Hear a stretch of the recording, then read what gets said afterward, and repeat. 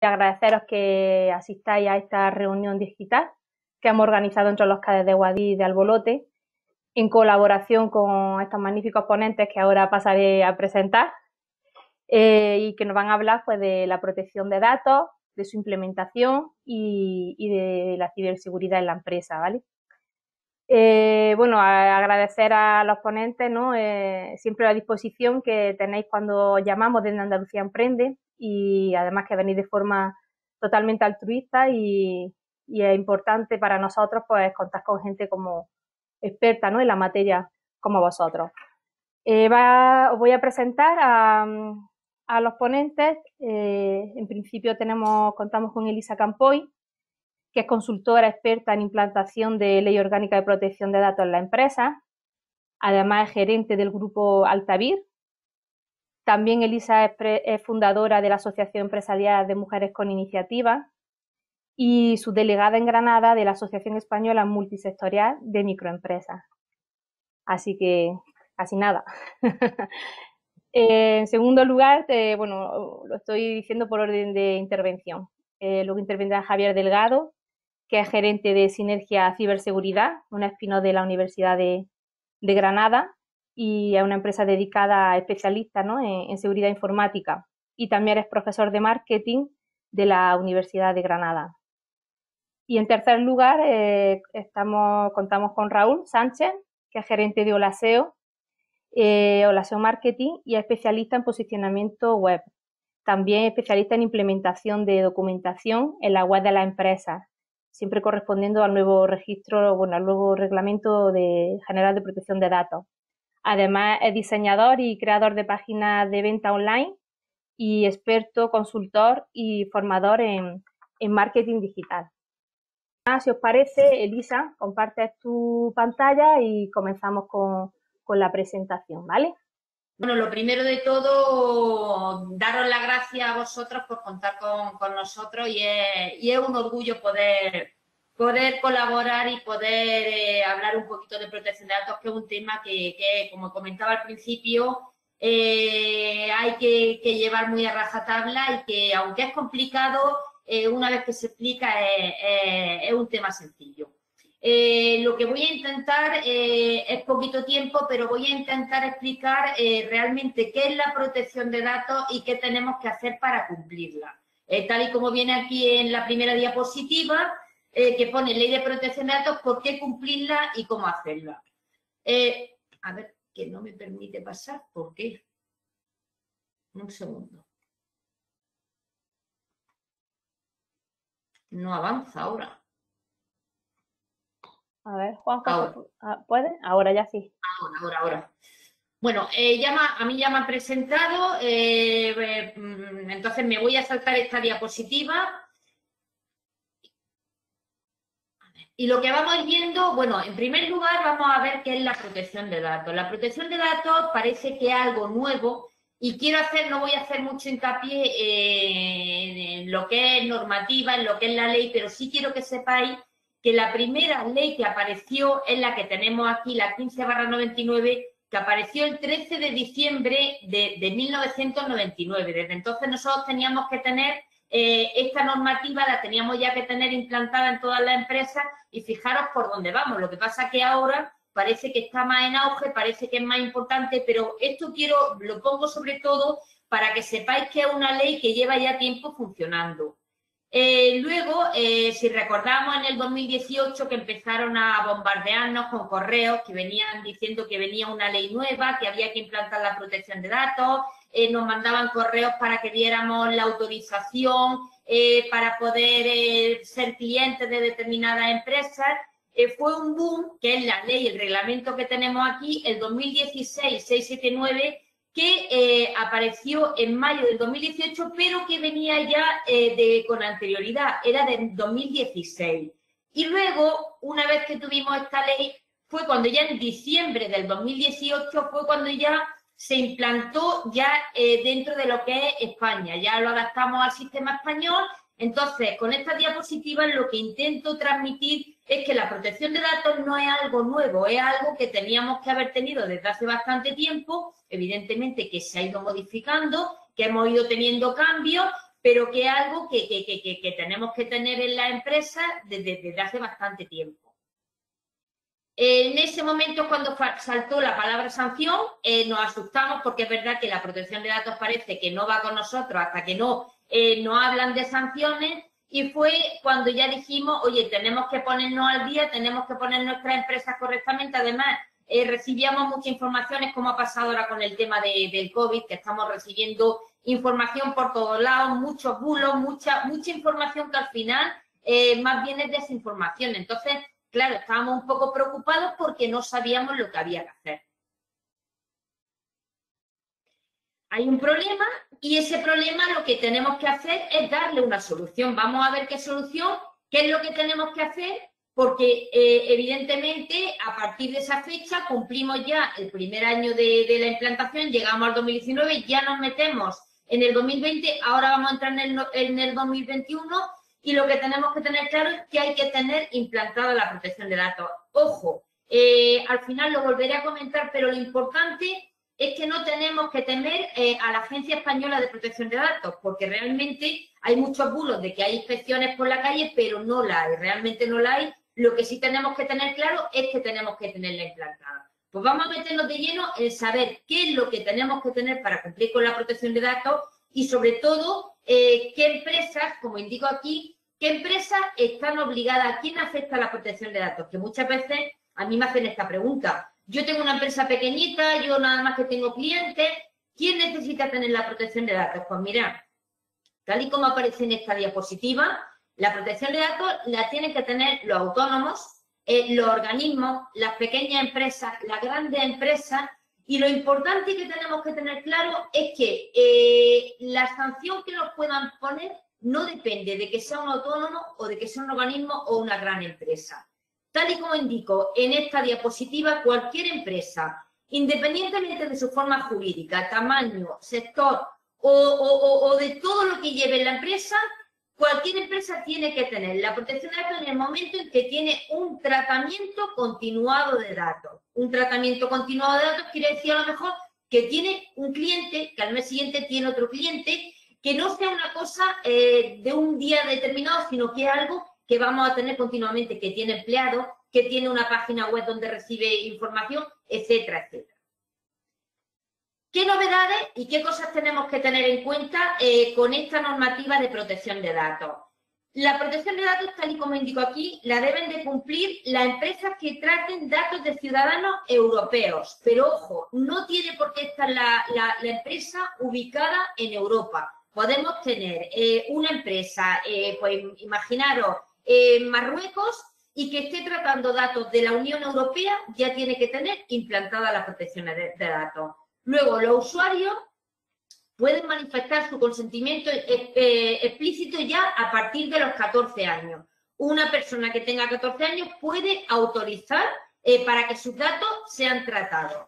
Otra cosa muy importante es que las empresas deben de explicar todo lo que hacen con los datos personales. Ya veremos cómo tienen que explicarlo, pero cualquier dato que recogemos tenemos que explicar para qué lo recogemos, qué tiempo lo vamos a tener, si lo vamos a ceder, etcétera, etcétera. Es decir, no podemos coger los datos y hacer con ellos lo que queramos. Por eso es importante minimizar y coger el menor número de datos para no complicarnos la vida. Luego ya, otra cosa importante es que ya no hablamos de ficheros. Antes hablábamos de ficheros que se subían a la Agencia Española de Protección de Datos. La palabra fichero ya ha desaparecido. Ya estamos hablando de tratamiento de datos.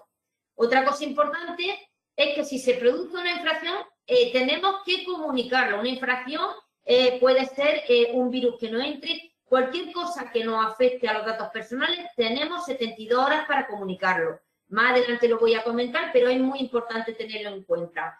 Luego, hay empresas que necesitan obligatoriamente la figura del delegado de protección de datos. Yo, como delegada, en todas las empresas en las que llevo la protección de datos, suelo actuar como delegada. ¿Por qué? Pues es más o menos como si dijéramos, es una tranquilidad para la empresa, porque soy un eslabón entre la agencia española y la propia empresa, de manera que cualquier problema que haya van a contactar conmigo antes de contactar con la empresa. Entonces, eso también es una tranquilidad. Y luego también es importante que las empresas que ceden datos a los proveedores son responsables de esos datos. Por eso tenemos que blindarnos y tenemos que tener una serie de contratos y una serie de documentos que nosotros nos respaldemos, tanto con los datos que vamos a ceder fuera como con los datos que vamos a recibir. Yo siempre lo digo, vamos a blindar la empresa para que no tengamos ningún tipo de problema. Ya no es necesaria la inscripción de ficheros en la Agencia de Protección de Datos, pero ojo, una cosa es inscripción de ficheros y otra cosa es registrar la empresa con su correspondiente delegado. Yo aconsejo siempre que la empresa se registre con el delegado porque eso nos va a evitar tener inspecciones, tener sanciones. ¿Por qué? Pues porque al estar ya registrado ya es como si dijéramos estamos fichados, pero para eso tienes que tener la seguridad y quien te tiene que registrar es la propia consultoría, porque con eso está diciendo que lo tienes todo correctamente. Otra ventaja que han incluido es que los familiares o herederos tienen derecho a acceder, modificar o borrar los datos, y sobre todo en redes sociales, que antiguamente se subía tenía un perfil de redes sociales y ahí se quedaba. Tú ya si quieres eliminarlo, puedes eliminarlo. Luego también hay que tener en cuenta a la hora de enviar comunicaciones comerciales, siempre y cuando no sea una comunicación comercial de alguien que no ha solicitado la información, revisar lo que son las listas Robinson, porque si una persona está inscrita en una lista Robinson diciendo que no quiere recibir comunicación a través de correo electrónico y nosotros le mandamos un correo, podemos tener un problema porque nos pueden denunciar. Y como siempre digo, sin el consentimiento del interesado no podemos enviar comunicaciones, no podemos enviar correos publicitarios. Eso de los correos masivos tiene que desaparecer y lo tenemos que quitar de nuestra forma de trabajar porque nos podemos meter en un problema bastante serio. Y de hecho yo tengo empresas que a mí me han llamado por encontrarse ya con una situación de una reclamación. Además, las reclamaciones a la agencia española son anónimas y podemos encontrarnos con un problema. Otra cosa que tenemos que tener en cuenta, y que eso se lo digo a todos los clientes, por favor, la normativa 15/99 que aparece en las cláusulas, que aparece en documentos, vamos a quitarla. Si nosotros estamos firmando un contrato donde la normativa de protección de datos que tenemos es esa, es un reglamento que ya está derogado. No cumplimos la protección de datos y lo que pongamos de cumplimiento no nos va a amparar para nada y vamos a tener problemas. Entonces, a mí muchas veces me dicen, quiero mirar a ver si tengo bien la protección de datos, lo primero que me voy es a buscar esa ley y en el momento en que la veo digo, ya no la tienes, digo, porque no tienes bien las cláusulas, no tienes bien los documentos. La implantación de la protección de datos, otra cosa importante, ayer lo decía en una jornada que participé aquí en Cámara de Comercio, no puede basarse en un copia-pega. La protección de datos no es un copia-pega de cláusulas que vamos a tener, eso no es, hay una serie de documentos que ahora los voy a analizar con vosotros así por encima para que los veáis, pero tenemos que tener en cuenta que no podemos coger datos de otra empresa y que nos los peguen y digamos ya tengo la protección, porque no es eso. Con eso lo que estamos haciendo es cometiendo un fraude. Yo siempre pongo el ejemplo, es como si tú dices, yo quiero abrir un local, pero no tengo la licencia de apertura. Yo en formato doc voy a coger un documento de otra empresa, lo voy a coger y lo voy a pegar. Estamos cometiendo un delito porque es mejor incluso no tener nada a tenerlo de esta manera, porque lo que estamos haciendo es realmente coger la identidad de otra empresa, pegarla en la nuestra, cuando al final somos completamente diferentes. Ya veremos por qué somos diferentes. Cuando hablamos de datos personales, ¿qué datos personales podemos tratar en una empresa? Pues mirar, un nombre, un teléfono, una dirección, un número de cuenta, un correo electrónico, una imagen, una grabación de voz, la huella dactilar que ahora se utiliza mucho en los aparatos estos para el registro de la jornada laboral. Cualquier dato con el que podamos identificar a una persona ya es un dato que tenemos que tratar con cuidado porque son datos que tenemos que registrar dentro de nuestra protección de datos. Figuras claves que tenemos dentro de la empresa para cumplir correctamente con la protección de datos. En primer lugar, bueno, tenemos que tener claro que la responsable de la protección de datos va a ser la propia empresa, evidentemente ya sea la persona física o jurídica, va a ser la responsable, va a ser en quien va a recaer la responsabilidad y en caso de sanción, quien va a tener esa sanción. Pero luego, dentro de la empresa, tendremos un responsable que nosotros designaremos. Ese responsable simplemente es para que lleve el control de la protección de datos, Por otro lado, luego tenemos los encargados de terceros, que son todas las empresas a las que nosotros vamos a pasar información para que trabajen para nosotros. Es decir, asesoría, empresa de videovigilancia, empresa de diseño web, empresa de protección de datos, etcétera. Y luego está la figura del delegado de protección de datos, que es, como yo he dicho, el nexo de unión entre la empresa y la agencia española para llevar el control de toda la protección de datos. Pero siempre la responsabilidad principal recae sobre la propia empresa, ya sea autónomo, organismo o lo que sea. ¿Qué tenemos que analizar antes de una implantación? Una implantación es, como he dicho anteriormente, no es decir, esta cláusula, pongo la cláusula del correo electrónico, ya la tengo. No. Una implantación de la protección de datos conlleva, pues, ver, en primer lugar, cuál es la actividad de la empresa, qué datos vamos a tratar, si tenemos clientes, si tenemos proveedores, si tenemos trabajadores, si trabajamos con empresas del extranjero, etcétera, etcétera.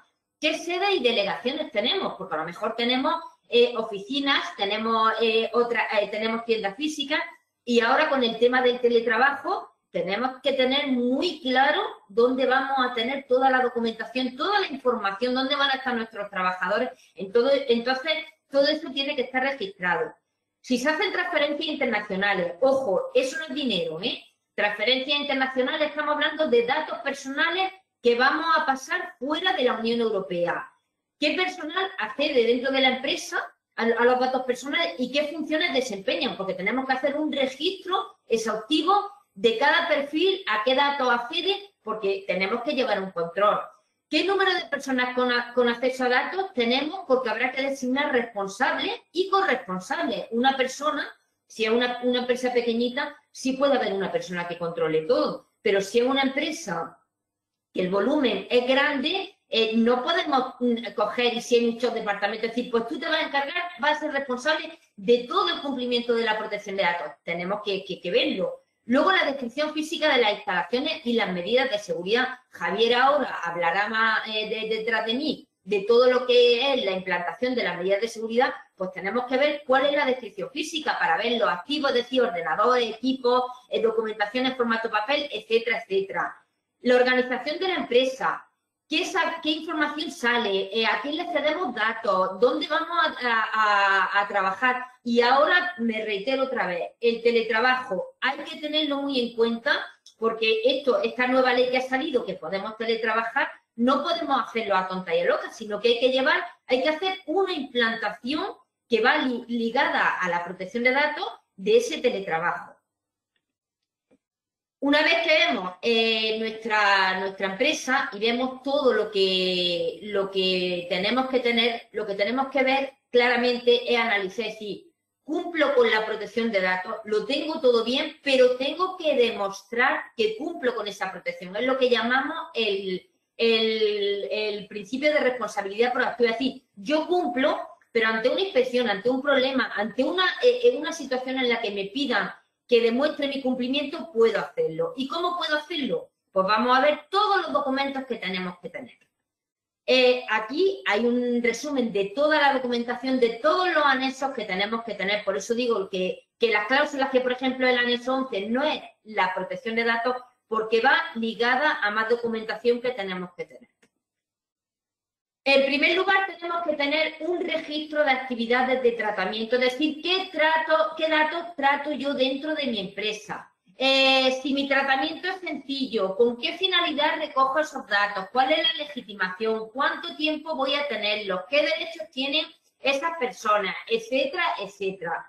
Ese registro de tratamiento es obligatorio, ojo, para las empresas que tienen más de 250 empleados, pero no nos quedamos ahí, porque hay empresas que dicen que yo no lo necesito porque yo no tengo 250 empleados. Y como digo a continuación, y para todas las empresas que tienen un tratamiento continuado de datos, es decir, que tratan datos continuamente, que emiten facturas, que pasan albaranes, que pasan presupuestos, que tienen trabajadores.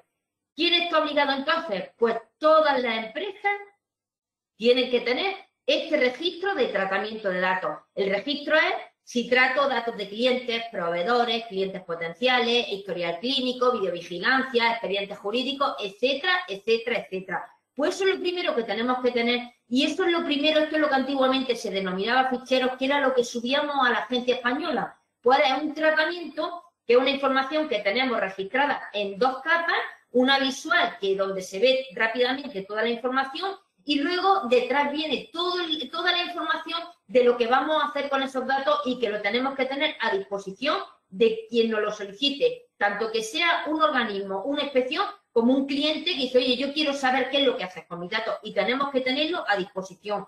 Por eso digo que una protección de datos no es un copia-pega, porque cada empresa va a tener su propio registro de tratamiento de datos, incluso a lo mejor dentro de diferentes departamentos, un mismo tratamiento de datos va a variar, porque a lo mejor en uno hacemos transferencias de datos internacionales y en otro no. Por eso hay que hacerlo de forma muy exhaustiva y analizando cada uno de los datos con mucho cuidado. Los carteles. ¿Qué carteles tenemos que tener? El cartel de videovigilancia, que aunque nosotros tengamos una empresa de videovigilancia, tenemos que tener nuestro propio cartel. ¿Por qué? Pues porque nosotros somos los que también vamos a acceder a esas imágenes. Y ojo con la videovigilancia.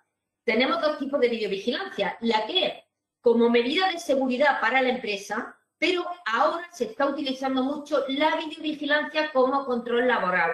Pues esos carteles, con la cláusula que viene abajo, tendrán que estar también visibles, aparte de que tendrán que firmar nuestros trabajadores, tenemos que tenerlos visibles. No podemos hacer videovigilancia como control laboral sin tener los carteles. Luego, ahora con el tema del COVID, estamos llevando un control en todas las empresas, incluso de personal que entra, personal que sale. Pues nosotros tenemos que tener un cartel como medida de prevención ante el COVID, pues en un momento dado tenemos que ceder datos a los rastreadores o incluso a sanidad, datos de nuestros trabajadores, datos de gente que ha venido a una reunión. Esos carteles tenemos que tenerlos visibles, al igual que el documento de cumplimiento de protección de datos. También es muy importante porque la agencia española, con todo el intrusismo que está viendo, están controlando mucho que haya una consultoría detrás que sea quien implante la protección. Pues en ese documento tiene que venir la consultoría con las herramientas que utiliza para hacer la implantación, y todos esos carteles tienen que estar visibles. Por otro lado, la declaración responsable, toda empresa que tenga protección de datos tiene que tener un documento firmado donde asegura que tiene implantada la protección de datos firmada, porque en un momento dado nos lo piden, que podamos demostrarlo. Y ojo, si firmamos eso, es que nos estamos comprometiendo y estamos diciendo con seguridad que la tenemos. Los contratos con corresponsables, esto ha entrado nuevo. ¿Por qué? Porque es cierto que estamos teniendo muchas reuniones y muchas colaboraciones, y para tener todos los que colaboramos en un proyecto la misma responsabilidad de cara a la protección de datos, ha salido un nuevo contrato que tenemos que tener también y que tenemos que firmar para curarnos en salud. Luego, los documentos de recogida de consentimiento expreso. Eso es muy importante. No podemos dejar de coger el consentimiento de nuestros clientes, proveedores, trabajadores. Cuando nos entregan el currículum es muy importante. Yo tengo grabaciones, si hubiera sido una formación presencial os lo habría mostrado, de denuncias que me han llamado para denunciar porque no han cogido este consentimiento. No podemos coger datos sin recoger la firma, porque esto es algo que exige, que ha venido con el reglamento. No hace falta firmar la ficha si la cláusula correspondiente la ponemos en un contrato, pero siempre tenemos que tenerlo. Esto de verdad que es importante, que no lo veamos como una tontería, porque incluso nos pueden reclamar dinero o pedirnos cualquier cosa a cambio de no denunciarnos, y os digo que tengo casos que se han presentado así. Luego, la gestión de solicitud de derechos. Cuando nos ceden datos, las empresas y las personas en particular tienen derecho antiguamente eran los derechos ARCO, acceso, cancelación, rectificación. Ahora han salido 1000 derechos, pero nos lo pueden solicitar. La solicitud de un derecho va con una serie de documentos que tenemos que tener, pero es muy importante, tal y como viene ahí, derecho a acceso, supresión, oposición, etcétera, etcétera. No voy a ahondar en este documento porque dedicaría mucho tiempo, pero es importante porque también tenemos un mes para poder responder a un derecho enviando la documentación pertinente y podemos pedir una prórroga según el derecho que nos den de 2 meses, pero no responder a un derecho también nos puede acarrear una sanción. Gestión de incidencia, ahora ahondará más Javier en este tema, lo mismo, si tenemos algún tipo de problema que afecte a datos personales, desde, por ejemplo, mandar un correo sin copia oculta hasta un hackeo de un ordenador, tenemos 72 horas para comunicarlo. Hay veces que tendremos que comunicarlo a la agencia española, hay veces que tendremos que comunicarlo a los afectados o simplemente hacer el registro y guardarlo. Pero no registrar o no controlar una incidencia nos puede traer también una sanción. Documentos que tenemos que tener para nuestros trabajadores, importantísimo, tenemos el deber de informar, sobre todo estos últimos documentos, y de hecho lo incluye ahora con el contrato de teletrabajo. Es importante pasarle esta información de las normas y uso de los dispositivos digitales, política de desconexión digital. El uso de sistemas de geolocalización también es importante, tenemos que tenerlo en cuenta, porque sobre todo tener en cuenta que nosotros estamos geolocalizando muchas veces incluso con los aparatos estos que estamos poniendo para el control de la jornada. Y tenemos que tener esta documentación, incluso el del sistema de geolocalización firmado por los trabajadores. Si queremos hacer fotografías, también queremos publicarlas en las redes sociales, no de nuestros clientes, de nuestros trabajadores, para subirla a la página web, también nos tienen que firmar. Es más, no es que nos den el consentimiento, porque al ser trabajadores nuestros, tienen que, acatar lo que nosotros les decimos, tienen que hacerlo dentro dentro de lo normal. Pero sí es importante que toda la documentación, todo lo que vamos a hacer, nuestros trabajadores no lo firmen indicando que han recibido esa información. Luego, autorización para salida de soporte. Esto hay que tenerlo en cuenta y sobre todo ahora con el teletrabajo. Insisto mucho en este tema porque el teletrabajo requiere también una implantación documental. Si vamos a sacar ordenadores, si vamos a sacar documentación, incluso hay que pasar un protocolo de actuación que nuestros trabajadores tienen que firmar como indicando que han recibido esa información. Cualquier incumplimiento de esta normativa de protección de datos fuera de nuestra empresa, si nosotros no hemos informado correctamente, puede caernos una sanción. Los compromisos de confidencialidad con los trabajadores, lo mismo, tenemos que tenerlos firmados. Nuestros trabajadores tienen que cumplir la protección de datos, pero evidentemente tenemos que tener esa firma. Trabajadores no quiere decir trabajadores dados de alta en régimen general. Cualquier persona que vaya a trabajar dentro de nuestra empresa, ya sea a nivel de práctica, ya sea porque va a hacer un trabajo determinado, es importante porque van a recoger datos personales e incluso las empresas que a lo mejor comparten espacios porque alquilan despachos, también hay un compromiso de confidencialidad para despachos compartidos que también tenemos que tener firmado. Eso es muy importante. Las cláusulas informativas, todos los documentos tienen que tener una cláusula, tienen que tener una coletilla donde indica la finalidad, para qué recogemos esos datos, etcétera, etcétera. Repito, no es un copia-pega. Cada documento tiene su propia cláusula y es importante que así lo tengamos, y que no copiemos y peguemos porque nos podemos equivocar, sobre todo en el tema de la legitimación. No es lo mismo decir para la legitimación que sea como medida de consentimiento, que sea por interés del responsable, etcétera, etcétera.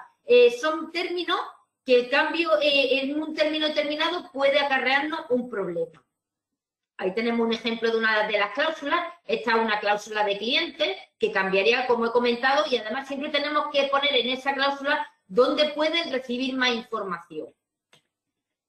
Los contratos que tenemos que tener para blindarnos, tanto con encargados como con responsables, en el momento en que nosotros sacamos información y se la cedemos a una tercera persona, vamos a blindarnos, somos responsables de esa información y vamos a darle una responsabilidad a esa empresa, tanto a los que cedemos datos como a los que nos ceden, porque los que nos ceden no sabemos si cumplen con la protección de datos y cómo lo han hecho.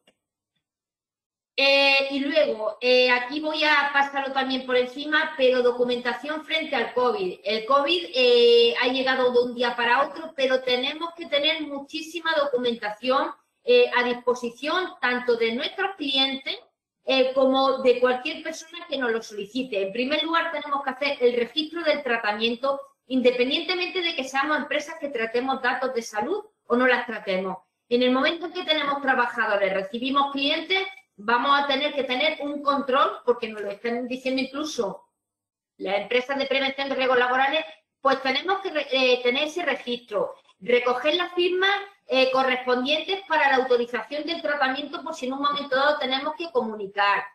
Todos los documentos tienen que tener las cláusulas, tener los carteles, informar a nuestros trabajadores si en un momento dado le vamos a hacer pruebas, etcétera, etcétera. En esto yo, si queréis otro día ya, podemos ahondar más porque es un tema muy importante y que hay muchísimo desconocimiento. Luego la implementación documental en los soportes, que es todo lo que va a explicar ahora Raúl, pero que es una radiografía, lo mismo, no puede ser un copia-pega. En esto insisto mucho porque tengo empresas que han sancionado por tener un copia-pega. En la firma del correo electrónico también tenemos que tener nuestra propia firma del correo electrónico, no puede ser la firma de otra empresa, es importante. Las páginas de venta online tienen que tener también su propia normativa, las condiciones, etcétera, etcétera, que también lo va a explicar Raúl. Y luego, ¿qué debemos de saber a la hora de implantar la protección de datos? Lo primero, la implantación no se puede hacer única y exclusivamente con la formación bonificada, pero ojo, sí es importante y es obligatorio ya que la persona o el personal con acceso a datos tenga la formación pertinente, porque hay ya el artículo 47 en el reglamento europeo ya aparece que exigen la formación. ¿Por qué? Porque hay mucho desconocimiento y no se está haciendo correctamente. Luego, el delegado de protección de datos no lo puede formar un empresario con un curso de formación bonificada, que también hay mucho engaño y la empresa se lo está, como se dice vulgarmente, se la están colando y no hay que hacerlo. Luego, la responsabilidad de la elaboración de toda la documentación debe de asumirla la empresa consultora y no el propio empresario. Si tiene una consultora, tiene que asumir esa responsabilidad. Y la protección de datos es responsabilidad del empresario, del responsable que hay en la empresa y de la consultoría. Las sanciones que tenemos aquí hay muy graves y leves, tal y como podéis ver aquí. No son sanciones por coger y decir tiro la documentación a la calle, sino que nos podemos encontrar sanciones incluso por no coger el consentimiento expreso de un cliente o por coger los datos con una finalidad y luego utilizarlos para otra. Ahí tenemos el coste de las sanciones, que son bastante elevadas. Las que yo conozco, por ejemplo, las que han puesto son de 10.000 euros, son las que están poniendo, pero ojo, no hay que temer a la agencia española. Como he dicho al principio, no hay inspectores en la calle, pero sí tenemos clientes insatisfechos y reclamaciones que pueden poner porque son anónimas, por eso tenemos que cumplir correctamente con la protección de datos. En esta plantilla, luego incluso se lo pasaré a Olga por si queréis tener la proyección para que la tengáis, donde indica todo lo que hay que hacer para cumplir con la protección de datos correctamente, incorporar las cláusulas, firmar los compromisos, firmar los contratos, etcétera, etcétera, etcétera, para que nosotros no solo cumplamos con la protección de datos, sino que podamos demostrar que cumplimos. Para poder demostrar, tener toda la documentación en regla y todo lo que he ido explicando anteriormente. Bueno, aquí hay algunas de las empresas que confían en nuestro servicio, he querido ponerlas para que lo veáis. Y poco más. Daros las gracias, he intentado resumirlo lo más rápido posible por no ocupar el tiempo de mis compañeros. Realmente es verdad que la protección de datos es un tema que es bastante amplio, un tema que estoy abierta a cualquier duda, consulta que me queráis hacer, estoy a vuestra disposición. Incluso os pueden pasar mi teléfono para que me llaméis, porque es verdad que he intentado resumirlo en muchísima documentación. Espero que os haya quedado claro y ante cualquier duda o consulta podéis contar conmigo. Dejo de compartir, Olga. Vale, muy bien, Elisa, muchas gracias. Y la verdad Gracias. es que la temática da para otra jornada, pero bueno, que la haremos más adelante seguro. Hombre, se puede Sí, jornadas claro que sí. en diferentes, porque claro, hay mucha Es que información. mucha información, es verdad, pero bueno, nos has dado el marco, nos has dado una visión bastante amplia y a partir de ahí, pues bueno, ya intentaremos desarrollarla en futuros eventos. Gracias. Vamos a ver, Javier. Bueno, voy a volver a presentarlo porque hay gente que se ha incorporado un poquitín más tarde, hemos sido puntuales a la hora de comenzar. Y bueno, recordad que él es gerente de Sinergia Ciberseguridad, una spin-off de la Universidad de Granada, y además es profesor de marketing en la universidad. Entonces, cuando quieras, Javier. No sé si tenía, bueno, acabo de ver que tenía alguna cosilla por aquí por el chat. Ahora le comento yo a Juanjo, ¿de acuerdo? Bueno, bueno, muchas gracias ante todo por la presentación. Como estoy presentando por un navegador, pues le estaba pidiendo al equipo técnico Amador que me habilitara otro perfil, que también es abierto, pero ya creo que vamos a probar con él. Yo creo que a ver si funciona y si no, pues tendremos que reaccionar, porque es que estoy viendo que el GoToMeeting no funciona bien no se lleva bien con el navegador. Entonces, por lo que temo, al final es que nos encontramos con un problema de visión. No sé si veis bien la pantalla. Sí, la vemos bien. Javier, La la veis vemos bien, bien. ¿no? Se ve el navegador, pero creo que se aprecia entera y bueno, pues vamos a intentar hacerlo así. Vale, muy bien. Venga, cuando Bueno, quieras. Y muchas bueno, gracias, Olga. nada. Venga, pues yo también voy a poner un cronómetro para intentar ajustarlo al tiempo que tenemos. Bueno, primero deciros que nosotros somos una spin-off de la Universidad de Granada. Esto quiere decir que, bueno, pues es una entidad que, perteneciendo al paraguas de la universidad, pues nos hemos especializado en ciberseguridad e intentando, bueno, pues dar una respuesta a una demanda social y empresarial que nos estamos encontrando. Y es que, bueno, pues cada vez más tenemos más ciberdelitos en la provincia y, desgraciadamente, tenemos que hacer frente a ellos porque, bueno, pues pueden atentar no solo a los datos de carácter personal, como es la temática hoy, sino para cualquier tipo de problemática a nivel empresarial o incluso, pues, acabar con una empresa, como hemos visto, desgraciadamente, también en algunos casos en nuestra provincia. La pregunta que yo me gustaría lanzar desde el principio es si somos conscientes de que somos vulnerables, si somos bueno, pues, objeto de un posible ciberataque. En la mayoría de los casos, la respuesta que me encuentro es que no. Es que, bueno, ¿quién quiere datos míos? ¿Quién puede necesitar en un momento dado alguna información sobre mi empresa o sobre mi perfil o sobre mi persona? Y este es el mayor problema o desventaja que podemos tener con el ciberdelincuente. Para el ciberdelincuente, cualquier persona es interesante, cualquier suplantación de identidad es muy interesante. Y, sobre todo, bueno, pues se accede a datos de carácter personal o datos de carácter empresarial, puede conseguir lo que nosotros en el argot hablamos de una suplantación de identidad y con ello cometer un delito en nombre de un tercero. Esto, evidentemente, si lo unimos a la temática que estamos abordando en el día de hoy, con todo lo que ha comentado Elisa, bueno, pues la verdad es que tiene una importancia notable. Pero no solo en los datos de carácter personal, insisto, que es muy importante, sobre todo, también en los datos de carácter empresarial, porque ahí, bueno, no nos jugamos solo el que nos puedan hacer daño desde el punto de vista de datos de nuestros perfiles y demás, sino también estamos hablando ya, pues, de volumen económico, aunque esto también pasa en el mundo privado. Por lo tanto, tenemos que hacernos este tipo de preguntas. ¿Quién tiene acceso a nuestros datos de nuestra empresa? ¿Quién tiene acceso a nuestros datos de carácter personal?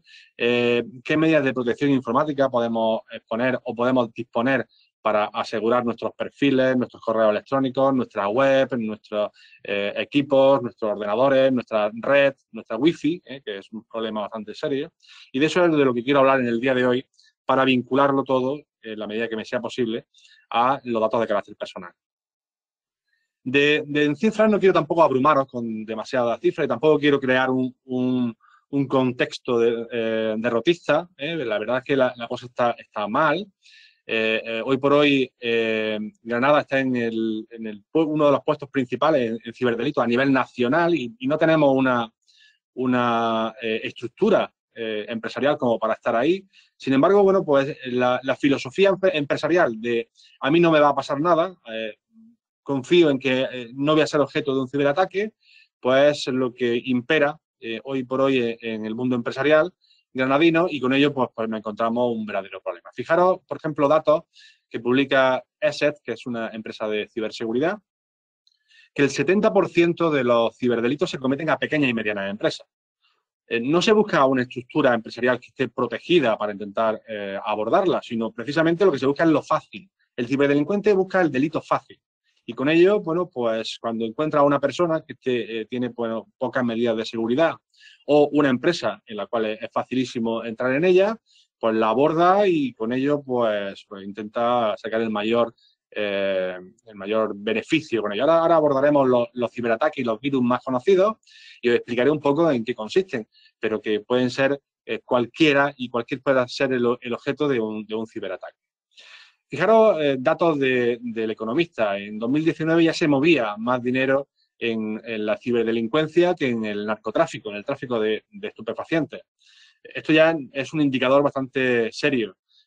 Hoy por hoy existen numerosos entramados comerciales, y hablo de empresas grandes que se dedican a la ciberseguridad. No pensemos que el ciberdelincuente es un pequeño chinito detrás de un ordenador y disculpando por la nacionalidad, ¿no? Pero es que los rusos y los chinos son los mayores emisores de virus a nivel mundial. Pero no pensamos que es una persona detrás de un ordenador en una provincia de China, no estamos hablando de eso. Estamos hablando de grandes empresas que se dedican a extorsionar. Y las 8 horas o 10 horas de trabajo que dedican en su día es para buscar rendijas en las que puedan entrar a una persona o a una empresa para intentar hacer el mayor daño posible. Con ello, bueno, pues los delitos se multiplican, está en una progresión aritmética y cada vez tenemos más, no solo a nivel estatal, sino sobre todo también a nivel provincial en nuestra provincia de Granada. ¿Cuáles pueden ser las consecuencias de un ciberataque? Bueno, pues dependiendo de lo que tengamos y lo que pueda acceder el ciberdelincuente. Aludiendo a la temática de hoy, pues evidentemente me tengo que ir en primer lugar a las sanciones del Reglamento General de Protección de Datos, que son descomunales. Pueden llegar hasta los 20 millones de euros o el 4% de la facturación anual de una empresa. Esto es muy serio. Quiere decir que cuando nos hackean, cuando somos víctimas de un ciberdelito, no solo tenemos el problema, sino que si eso ha afectado a los datos de carácter personal que manejamos en nuestra empresa, eso también puede acarrear una sanción paralela que en muchos casos incluso puede ser superior a la pérdida que hemos sufrido con el ataque. Pérdidas financieras, costes de reparación o sustitución de equipo. Muchas veces nos encontramos infraestructuras informáticas que, bueno, pues desgraciadamente dejan de funcionar y la empresa se ve abocada a tener que apostar, invertir de nuevo en equipos informáticos porque no son recuperables. El coste de interrupción del servicio. ¿Qué cuesta tener una empresa parada una hora, un día, una semana, un mes, como hemos visto algunas empresas en nuestra provincia, paradas por un ciberdelito? Pérdida de reputación y confianza de los clientes. Evidentemente, si yo me entero de que un proveedor mío, bueno, pues ha sido objeto de un ciberdelito y mis datos pueden estar circulando por la red, pues al menos la confianza que yo pueda tener en esa empresa puede ser, sin duda alguna, menor.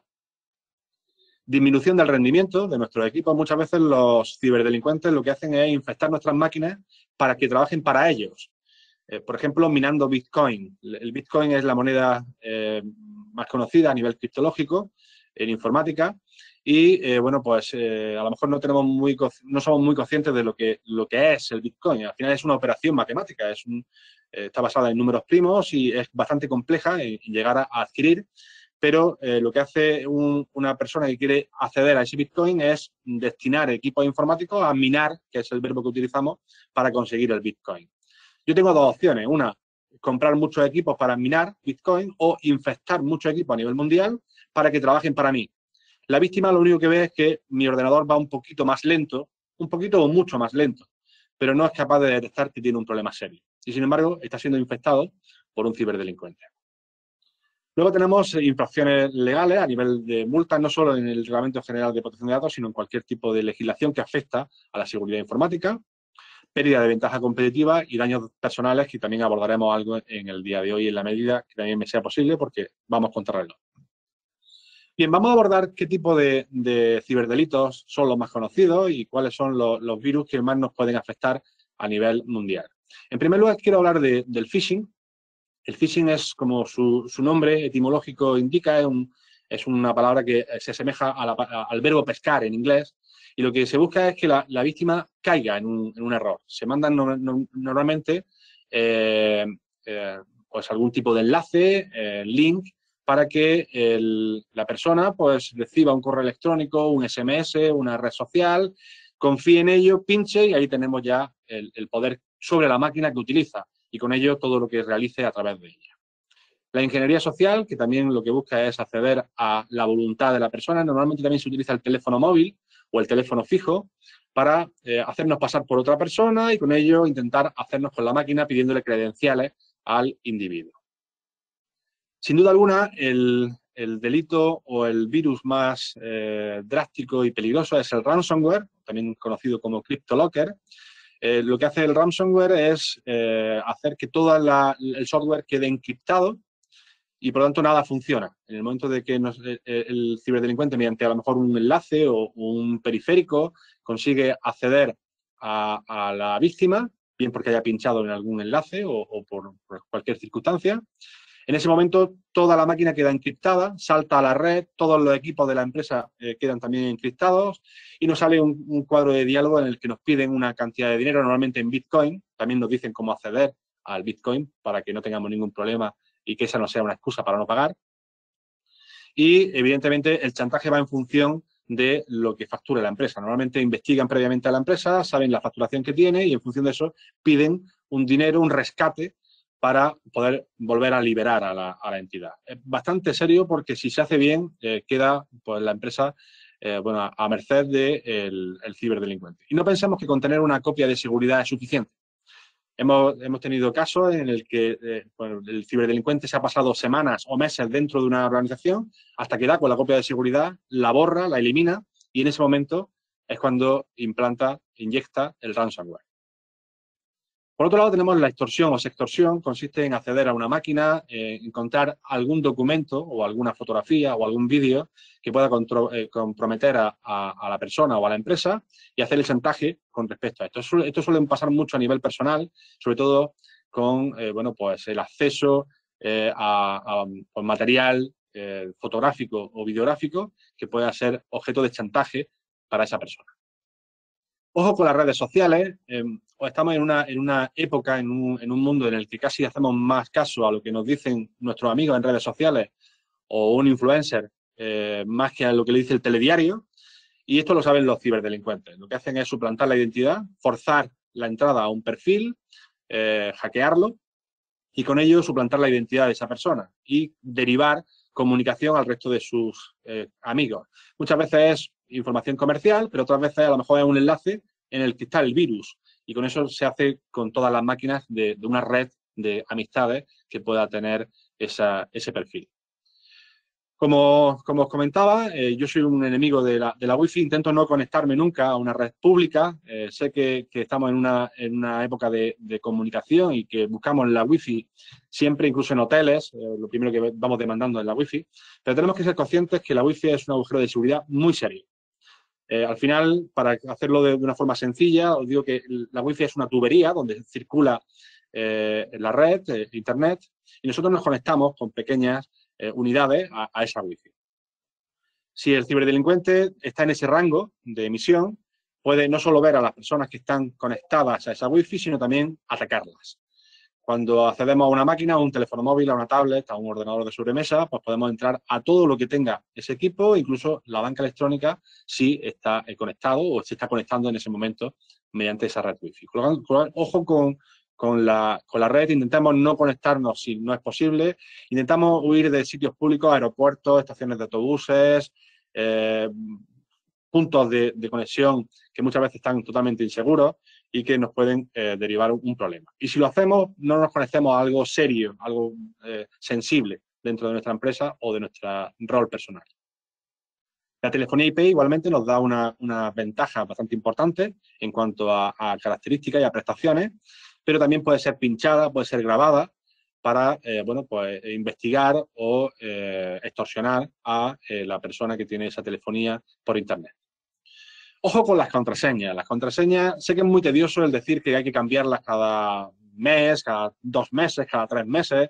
Tenemos muchas contraseñas y muchas veces es un latazo el tener que cambiarlas, pero es muy conveniente el ir refrescándolas y sobre todo haciéndolas robustas.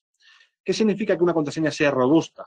bueno, pues que tenga un número de caracteres bastante importante, más de 15, que mezcle mayúsculas, minúsculas, números y caracteres para hacerlo más complejo, y con ello, bueno, pues conseguimos que al final nuestra contraseña sea más difícil de hackear. Los hackers, por fuerza bruta, pueden conseguir acceder a estas contraseñas, y si se lo ponemos fácil, pues con la fecha de nuestro nacimiento, la de nuestra pareja, la de nuestra hija, el nombre de nuestra hija, el 1, 2, 3, 4, 5, 6, y pongo todas estas porque muchas veces me las encuentro. Bueno, pues que intentemos evitarlas porque son muy sencillas de averiguar. Yo incluso me voy a atrever a dar un consejo. Yo suelo utilizar una regla mnemotécnica en la cual intento recordar las contraseñas en función de una frase. Por ejemplo, si yo digo, juego al fútbol desde que tenía 13 años o 10 años, bueno, pues toda esa frase, si incluso le hemos puesto algo en mayúscula, en minúscula, el acento de fútbol, por ejemplo, bueno, pues todo eso es una contraseña muy robusta y muy fácil de recordar. Eso me puede ayudar a poner contraseñas que pueden funcionar bastante bien y de luego también son fáciles de recordar. No utilizáis esta que he dicho yo hoy, porque la digo en todas las ponencias y todo el mundo es consciente de ella, por lo tanto, esta no, una que tenga sentido para vosotros, una frase que tenga sentido para vosotros. También hay herramientas que nos permiten gestionar contraseñas, gestores de contraseñas. También os voy a recomendar una muy rápidamente. Se llama KeePass, K-E-E-P-A-S-S, KeePass, y bueno, pues me permite gestionar contraseñas, hacerlas robustas y tenerlas en cuenta. Ojo, entramos en esa aplicación mediante una contraseña maestra. Intentemos que esa contraseña maestra sea muy robusta y muy difícil de conseguir, porque si no, accedemos a toda la caja de contraseñas que tenemos detrás. Y luego las aplicaciones móviles. Ojo con las aplicaciones móviles porque muchas veces descargamos cualquier cosa y no somos conscientes de lo que estamos firmando. Muchas veces le entregamos el alma al diablo. Tenemos que ser conscientes de para qué sirve una aplicación y qué permisos le damos a esa aplicación. Nos hemos encontrado aplicaciones pues que al descargarlas, siendo a lo mejor un simple juego o una simple aplicación de ocio, pues tiene acceso a hacer llamadas, a nuestros contactos, a nuestro correo electrónico, a nuestro micrófono, a la cámara. Todo eso pues no lo necesita y, sin embargo, puede ser un motivo de hackeo o de intento de ciberdelito. Intentamos leer lo que descargamos. Sé que también muchas veces es muy largo y muy tedioso, pero intentamos leer lo que descargamos. Bien, ¿qué tenemos que defender en una empresa? Bueno, pues no solo datos de carácter personal, como es el objeto en el día de hoy, que es fundamental, ahora haré también una alusión a ello, sino también los datos de carácter empresarial, la contabilidad, las bases de datos, los datos de nuestros clientes, que evidentemente son muy importantes, no a lo mejor están ligados al Reglamento General de Protección de Datos de carácter personal, pero para una empresa son vitales. Tenemos que defenderlos y tenerlos preservados, porque si no podemos tener todos estos delitos que estamos comentando. El hardware, el software, la red, la intranet, incluso Internet de las cosas. Cada vez tenemos más cacharritos conectados a Internet que tienen que ser defendidos porque si no, bueno, pues pueden ser objeto de un ciberataque. Últimamente se está poniendo de moda pues el Google Home o el Alexia que tenemos en casa, y esto puede ser perfectamente hackeable y que nos esté permanentemente escuchando para saber, bueno, pues cualquier dato que puede ser interesante para el hacker para poder atacarnos. Ojo con todo esto, hay que poner medidas de seguridad. Bien, ¿qué dice el Reglamento General de Protección de Datos que esté relacionado con la ciberseguridad? Bueno, pues en primer lugar que tengamos que poner medidas de seguridad, de ciberseguridad, acorde a la protección de los datos. Si nuestros datos de carácter personal son más sensibles, como ya ha explicado Elisa, pues evidentemente tendremos que poner medidas más robustas. Si evidentemente manejamos datos muy superficiales y poco sensibles, pues tendremos que poner medidas menos sensibles, menos potentes. El Reglamento General de Protección de Datos alude a la auditoría, al análisis de riesgos, que es como lo llama el RGPD. Tenemos que chequear cómo están nuestras infraestructuras empresariales. De hecho, una de las actividades principales que nosotros en Sinergia Ciberseguridad dentro de la Universidad de Granada estamos desarrollando precisamente son las auditorías. Chequeamos cualquier tipo de problema que pueda tener una empresa, cualquier tipo de análisis de riesgo, cualquier tipo de vulnerabilidad o brecha de seguridad es detectada. Esto no solo es para cumplir el reglamento, sino también es un diagnóstico que nos permite poner herramientas de seguridad en función de la casuística. Luego, bueno, pues poner una serie de herramientas en función de esta auditoría, evidentemente. La pseudonimización, que es, bueno, pues intentar que las bases de datos estén protegidas y estén separadas para intentar hacer más difícil el acceso a las mismas. Nosotros proponemos incluso partirlas en varias partes y que solo cuando se unen es cuando tienen sentido, o cifrarlas, ¿no? Para que sean poco accesibles. Ya lo ha dicho Elisa, pero me ha hecho alusión cuando ella lo comentaba y por lo tanto tengo que volver yo a repetirlo. Comunicar cualquier brecha de seguridad en menos de 72 horas. Eso es importantísimo. Si somos objeto de un ciberataque y que eso afecta a datos de carácter personal, tenemos que comunicarlo a la Oficina de Protección de Datos o incluso a los interesados que estén dentro de ese datos que han sido hackeados para que pongan remedio. Esto es importante porque si no, además del problema, podemos tener una sanción. Copias de seguridad. Lo que dice el RGPD es que tienen que estar lejos del origen de los datos y tiene sentido. La Unión Europea lo que quiere es que las empresas tengan continuidad de negocio. Si yo tengo mi copia de seguridad en el mismo sitio donde tengo los datos, por ejemplo, en un armario o en un cajón al lado del ordenador, si, por ejemplo, hay un incendio o una inundación o hay un problema, pierdo los datos y también la copia de seguridad. Nosotros apostamos por más de 1 kilómetro de distancia y por eso lo que apostamos en copia de seguridad son por las copias de seguridad en la nube, las copias de seguridad cloud. Que, bueno, pues en otro momento, con más tiempo, podríamos hablar de ello y seguramente cualquiera que esté interesado, al final tienen mis datos y podemos ofrecerle algún tipo de servicio de este tipo. Luego, el principio de accountability. Somos responsables subsidiarios de toda la seguridad de los datos que manejamos. Por lo tanto, tenemos que ser conscientes de que tenemos que protegerlos. Hemos hablado ya de la Wi-Fi, tenemos que ser conscientes de que somos responsables de lo que ocurra dentro de nuestra red Wi-Fi. Yo, por ejemplo, si mi Wi-Fi no está protegida y yo se la cedo a un tercero, un cliente, un proveedor que viene a mi oficina, y a ese tercero lo hackean, pues tiene dos opciones. Una, de mandar a alguien invisible para él y no sabe quién es, o de mandarme a mí por darle una red que es insegura y que, por lo tanto, bueno, pues yo soy responsable subsidiario de lo que le ocurra. Por lo tanto, ojo con la red Wi-Fi, que cedemos a terceros. Y bueno, las sanciones, que ya digo, que pueden ser descomunales, hasta los 20 millones de euros en las más graves o el 4% de la facturación anual. ¿Qué podemos hacer en cuanto a ciberseguridad para estar más o menos seguros? Porque la ciberseguridad, como la seguridad 100% no existe, pero si lo ponemos lo más complicado posible al ciberdelincuente, pues seguramente irá por alguien que es más fácil de atacar. O a lo mejor intenta atacarnos, pero no lo consigue. ¿Qué podemos hacer? Primero, herramientas de detección, como hemos comentado en el apartado anterior, auditorías, análisis de riesgos, para detectar cómo está nuestra infraestructura y poner herramientas de seguridad que protejan, bueno, pues la misma y con ello, pues los datos que tenemos detrás, ya sean de carácter personal o empresarial. Dentro de las herramientas de protección, pues existen innumerables posibilidades. Para proteger el correo electrónico, es uno de los objetivos fundamentales. Para proteger los periféricos, por ejemplo, pues los pendrive, que también son objeto de ataque. Nuestra página web, nuestro servidor, nuestros equipos a nivel doméstico. Muchos de nosotros tenemos un antivirus y ese antivirus, pues a lo mejor es de firma, es comercial y prácticamente no nos defiende de nada. En muchos casos es gratuito, con lo cual, pues si llega un riesgo importante, pues lo pasa por alto. Con lo cual tenemos que poner herramientas que, como decía antes, protejan los datos en función de las características o la importancia que tengan. Y luego, formación. Nosotros dentro de Sinergia Ciberseguridad tenemos planes de formación que están totalmente bonificados con créditos de la Seguridad Social para que a la empresa no le cueste dinero y ahí abordamos todas las posibilidades, todos los vectores de ataque para enseñar cómo hay que detectarlo y también para poner herramientas que nos permitan estar más seguros.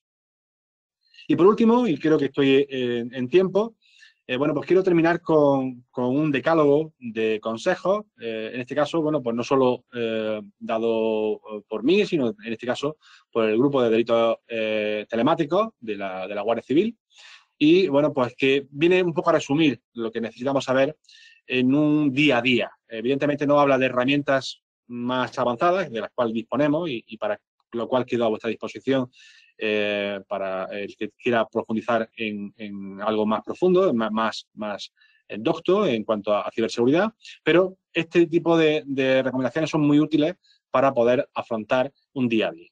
Primero, tenemos que ser conscientes de que tenemos que actualizarlo todo. Tanto el sistema operativo, somos muchas veces procrastinadores en cuanto a la actualización de nuestro sistema operativo. Vemos la señal de nuestro móvil o nuestro equipo diciendo que necesita una actualización y lo dejamos pasar.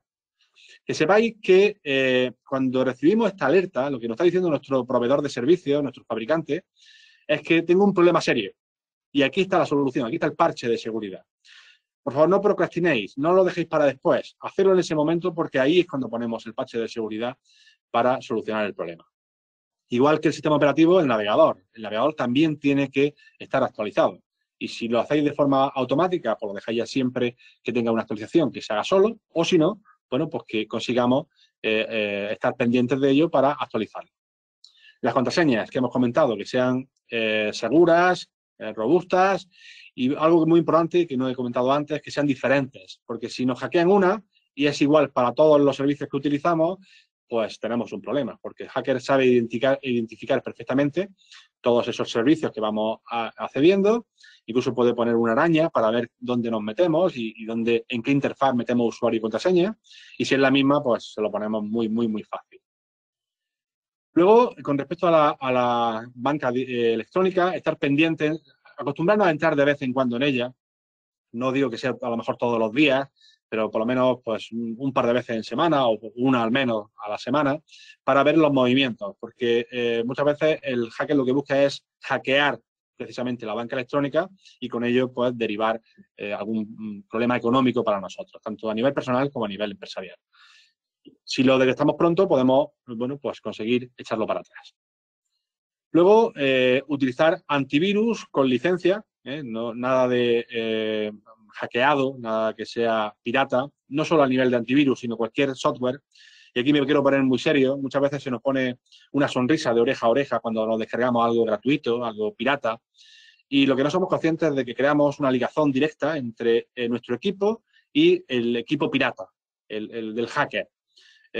Cuando algo es gratuito, el producto somos nosotros. Y por lo tanto, el hacker nos da algo gratuito para entrar en nuestra máquina. Si lo descargamos y articulamos el crack, seamos conscientes de que ya le estamos abriendo la puerta a todo lo que significa nuestro equipo para ese hacker. Por lo tanto, ojo con descargar algo sin licencia y mucho menos un antivirus.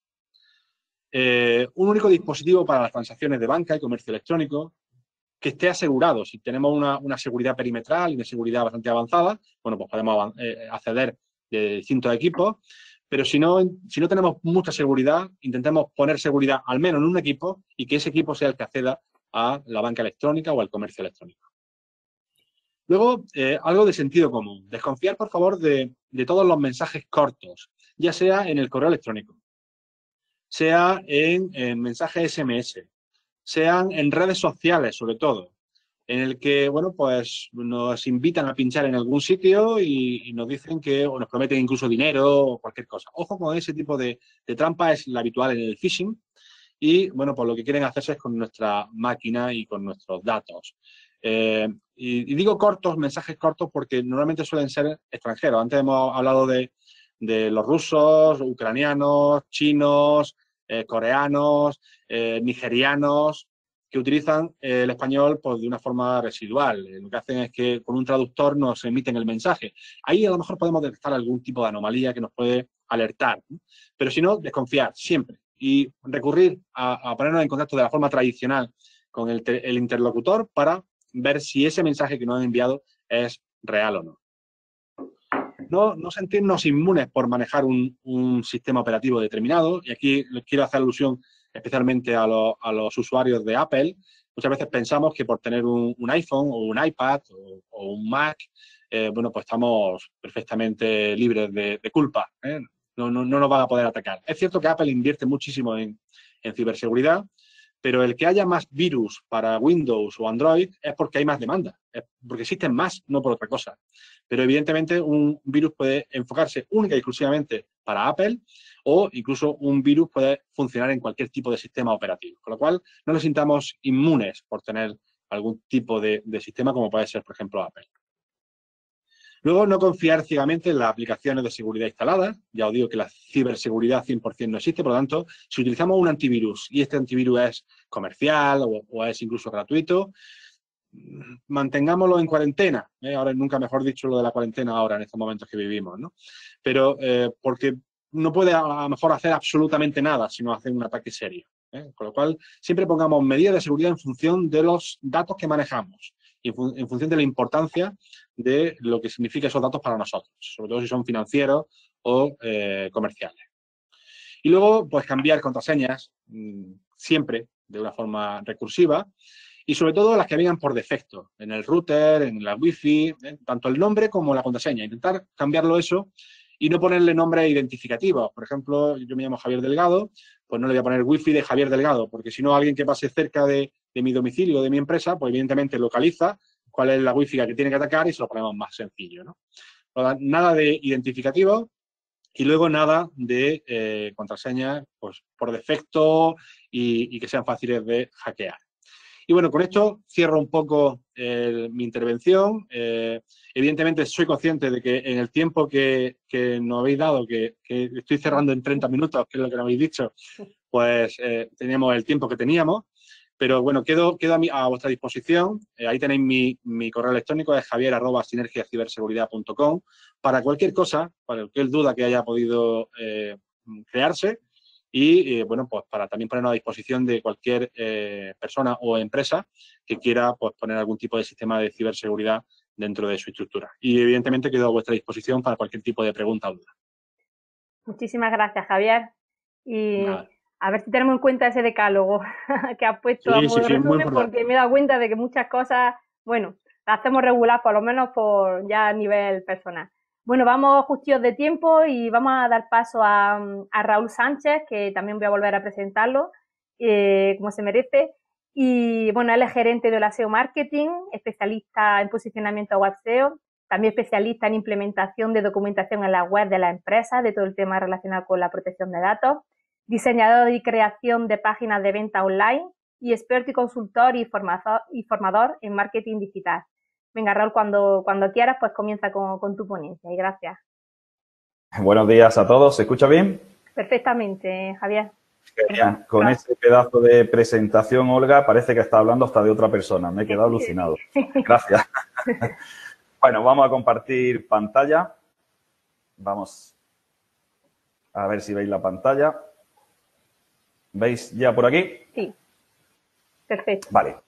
Yo voy a ser un poquito más breve después de que Javier os ha metido ya mal cuerpo con todo este tema de la ciberseguridad. Yo voy a ser un poquito más breve. Pero es algo interesante que a veces no le prestamos atención cuando entramos en las páginas web y sobre todo ahora que está muy de moda el tema de la compra online.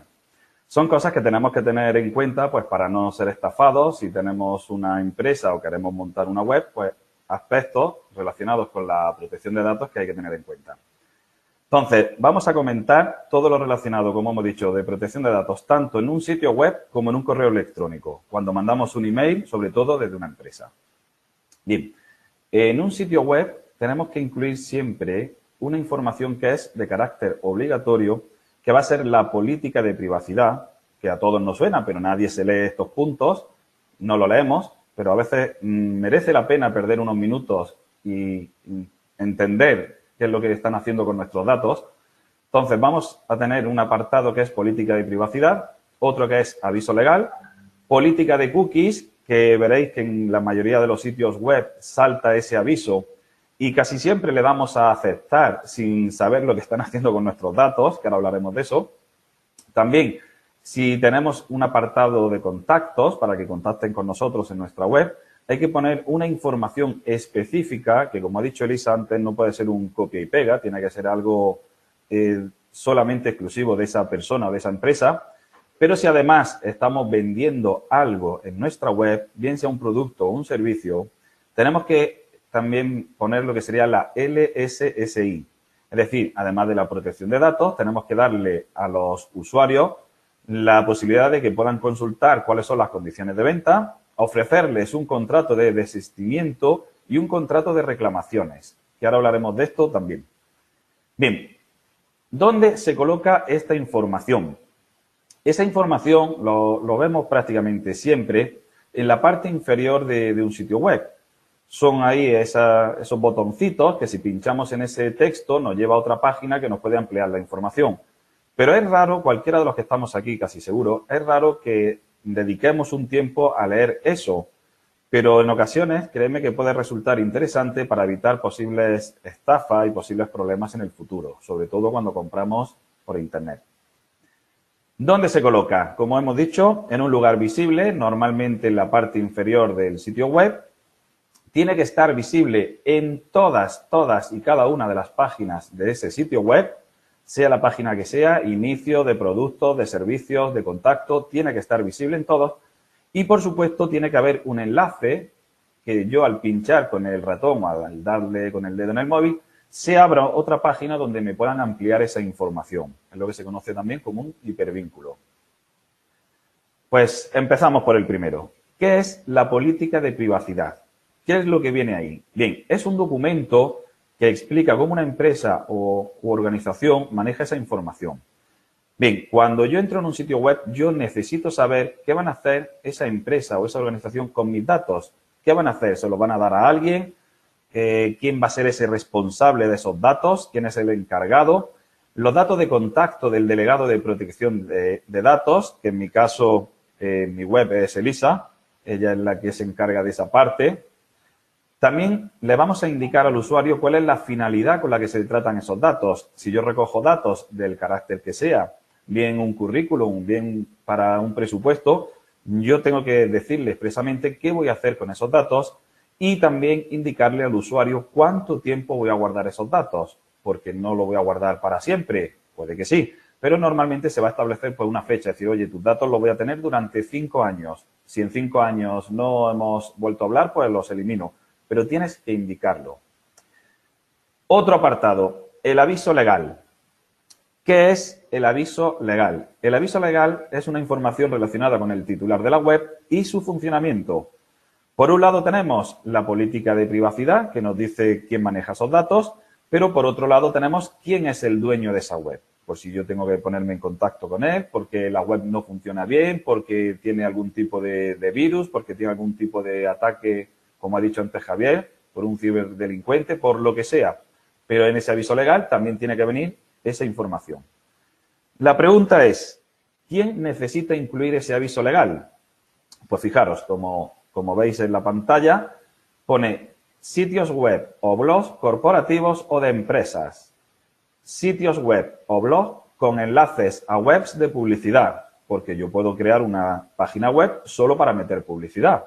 No quiero que contraten ningún servicio ni ningún producto, solamente quiero ofrecer, hay una publicidad y ganar dinero a través de eso. O también en sitios web que vendan productos o servicios. En definitiva, cuando vemos esos 3 puntos, es prácticamente todo sitio web, toda página web tiene que tener un aviso legal. Viendo esos 3 puntos es muy difícil que se escape alguno. Entonces, en definitiva, el aviso legal es necesario para todos.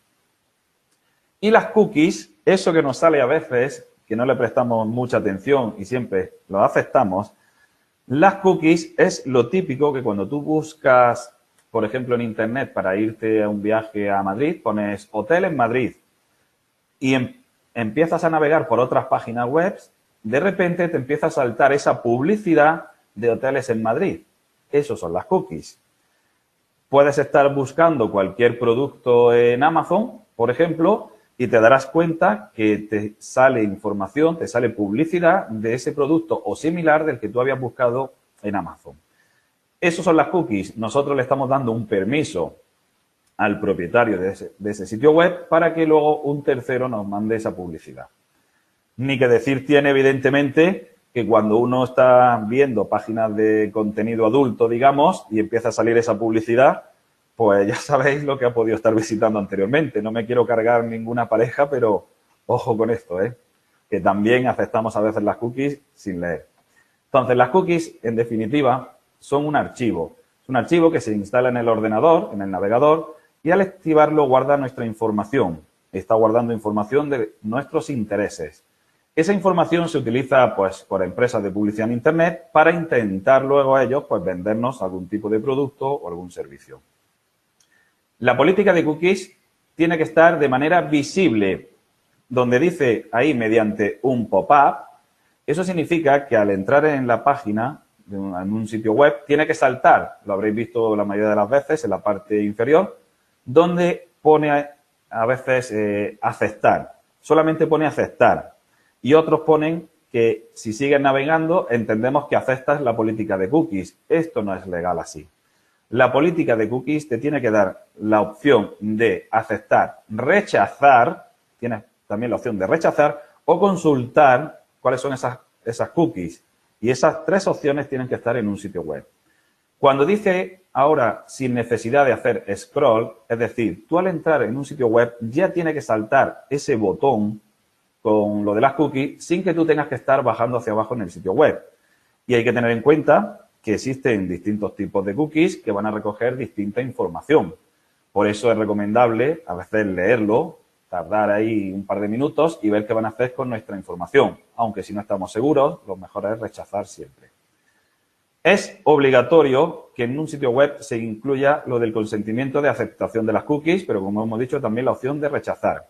¿Cuál es esa finalidad? ¿Qué vamos a hacer con esa información tuya? Y tenemos que informar sobre cómo bloquear o eliminar esas cookies. Cualquier sitio web, tú puedes aceptar unas cookies, ves que te empieza a saltar demasiada publicidad y quieres eliminar eso. Dices, no quiero que a través de este sitio web me manden ya más publicidad. Pues tienes que tener esa opción que te explique dónde se bloquean o dónde se eliminan. Si veis ahí en la parte inferior, ahí tendréis un botón que se ve de color verde que pone OK, otro rechazar, si no queréis aceptar las cookies de nuestro sitio web, y también la política de cookies, otro botón. Ahí tenéis las tres opciones posibles. Bien. Las cookies se instalan en cualquier navegador, ya sea el Firefox, el Chrome, el Edge, el Safari, Opera, bueno, hay muchos más navegadores, pero bueno, estos son los principales y las cookies funcionan en todos esos.